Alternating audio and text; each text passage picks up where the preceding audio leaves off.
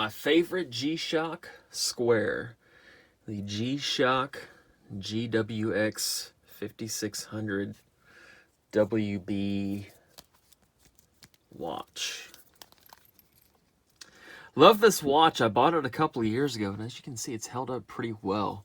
I do need to clean it, as you can see, in a couple areas, but overall it's held up pretty well. I think I got it for 80 bucks a couple of years ago in 2017, and they could be had for as little as 60 bucks at the time. Now if you look online, you want to buy one of these brand new now, they're over 300 bucks, so I wish I had purchased like 1,000 of these when they came out, right? I knew it was going to be a hit watch, kind of one of those collector watches, just by the way it looks, but I didn't know it was going to go up in price so much. You know, G-Shocks are like shoes or sunglasses or whatever they do limited runs of, right? They're a commodity. They make so many of a certain color and variety, and then they don't make them after that. These were kind of limited at the time. A sweet watch. Made in Thailand, like a lot of G-Shocks. They're well made over there. They do a good job. Nice watch. The only thing I'm not crazy about is the negative display, you know, the dark display. Kind of hard to see in non-optimal lighting, like at nighttime. You can see it if you hang up your watch like that on your wrist, and then the light will come on. Like so. And in really bright sunlight, you can see it well. But if you're in kind of mixed light, like in a room or something like that, it's kind of tough to see unless you really get up close and look at it.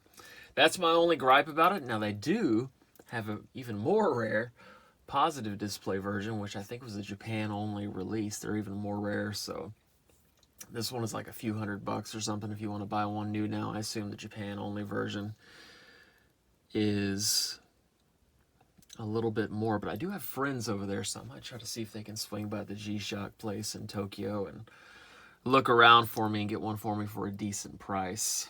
So I might do that soon. But yeah, this is honestly my favorite G-Shock of all time. You've seen the other ones on the channel in past videos, but this is my favorite one. I like the wooden look that it has. It's supposed to be like a kind of like a surfer type design, you know, the G-Lide series. You've got the tides and everything on here, which I don't use.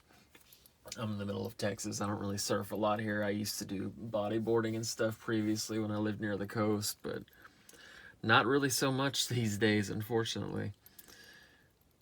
We've got more woods and stuff out here as far as outdoorsy things and lakes and fishing and hunting and all that, right?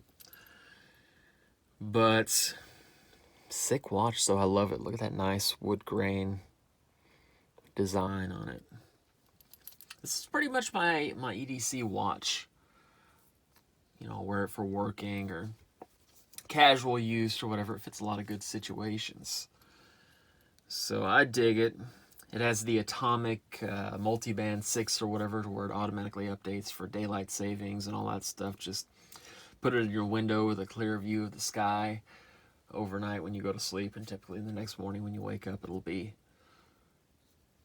updated to the proper settings. So that's cool. It's got the moon cycle on it, some other stuff. You know, you got alarms and all that basic stuff, right?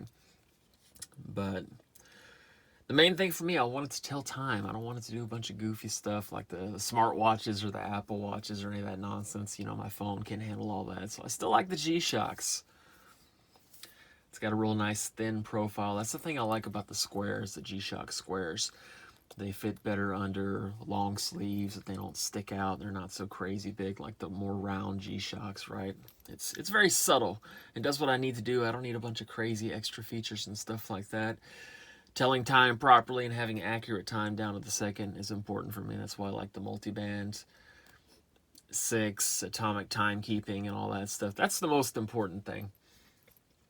But if I could, I would just get a positive display for this. What I might do is I might just get the positive display module for the inside, switch this one out, and, you know, I don't know, give or sell this little module away. I don't know, but sick watch. Definitely my favorite G-Shock of all time, especially for the value I got it at and what it's worth now.